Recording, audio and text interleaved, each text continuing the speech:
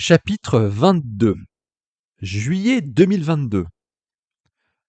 La télévision montrait des antennes relais à moitié détruites, visiblement par divers moyens.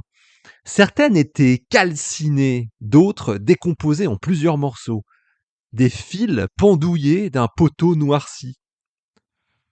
Le mystérieux groupe d'activistes nommé CP1919 a revendiqué ce matin la destruction de plus d'une cinquantaine d'antennes relais de 5e génération dans plusieurs villes du pays. Des actions similaires ont été recensées à Montréal, Québec, Toronto, Calgary et Vancouver. Un communiqué a été envoyé à plusieurs rédactions. Le groupe appelle, je cite, à la résistance de la population face à l'emprise de la technologie sur nos vies, exhortant à un sursaut démocratique pour ne pas se laisser imposer des choix funestes qui seraient uniquement guidés par des aspects mercantiles. Les objets n'ont aucun besoin de devenir connectés entre eux, ajoute le communiqué, qui appelle à la vigilance vis-à-vis de toutes les formes de pollution de notre environnement, qu'elles soient chimiques, dans l'air et l'eau, ou lumineuses, qu'il s'agisse de lumière visible ou invisible, des ondes radio, des outils de communication, jusqu'au rayonnement gamma des déchets radioactifs.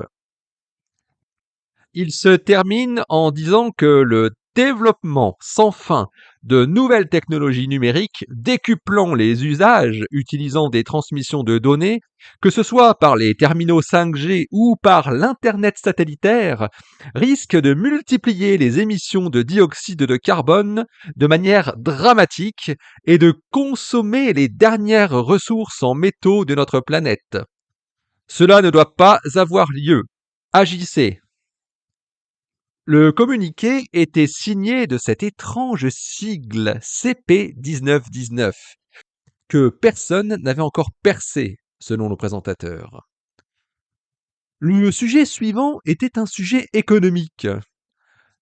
L'action Nosamax en forte baisse suite à l'annonce de grosses difficultés d'approvisionnement de sa filiale Skylink, qui a dû revoir à la baisse le nombre de ses satellites qui pourraient être lancés dans les prochains mois pour garnir sa grande constellation. Cette mauvaise nouvelle pour le géant du commerce en ligne arrive au moment où sa filiale du New Space est confrontée à un scandale concernant le respect de la vie privée de ses utilisateurs.